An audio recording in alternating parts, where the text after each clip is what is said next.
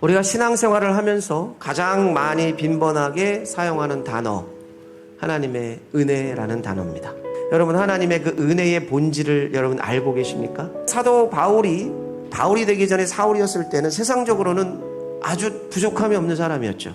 그런데 그가 예수님을 만나고 난 후의 모습은 어떤 모습이었는가? 그가 예수님 만난 다음에 자신의 어떠한 신분의 변화와 정체성의 변화를 단 한마디로 표현한 것이 뭐냐면, 나는 내가 알았던 모든 것을, 내가 가졌던 모든 것을 배설물로 여긴다라는 표현.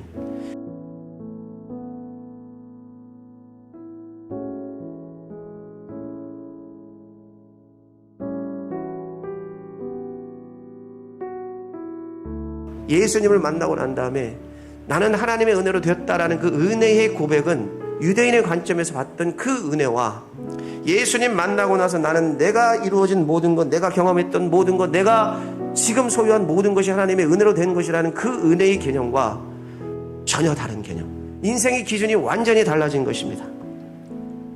그렇다면 우리는 사도 바울의 이러한 메시지를 통해서 정말 하나님의 은혜가 무엇인지를, 그 본질을 다시 한번 생각해 보게 됩니다. 하나님의 은혜는 우리를 구원으로 안내합니다.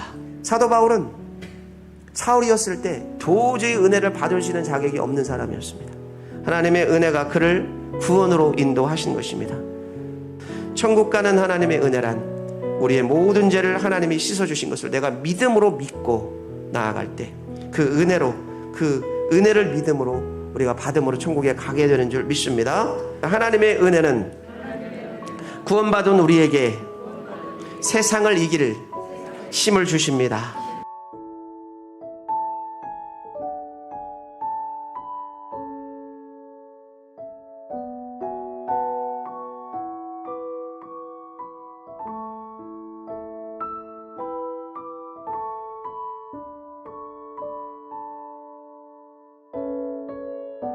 이 복음을 위한 박해 핍박을 자랑으로 여기면서 담대히 복음을 전했는데 이것이 하나님의 은혜이다라고 지금 이야기하고 있는 것입니다.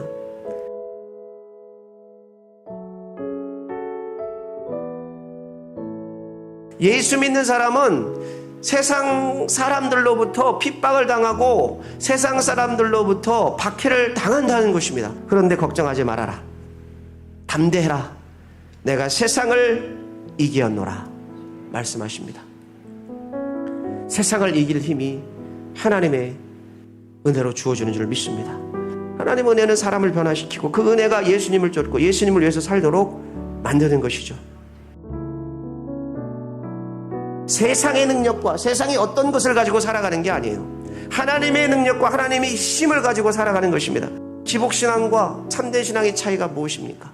기복신앙은 물질과 그리고 또 삶의 번영을 위해서만 예수님을 믿는 것입니다. 그런데 참된 신앙은 복음을 위해서 그러한 세상적인 영광도 취했다면 복음을 위하여 그 세상적인 영광을 사도 바울처럼 배설물과 같이 내려놓을 수도 있어야 하는 줄 믿습니다. 그것이 바로 하나님의 은혜입니다. 그것이 바로 하나님의 속성이에요. 오늘 이 놀라운 하나님의 은혜와 약속을 믿고 여러분 살아가시는 여러분과 제가 되기를 우리 주님의 이름으로 간절히 축복하고 축원합니다.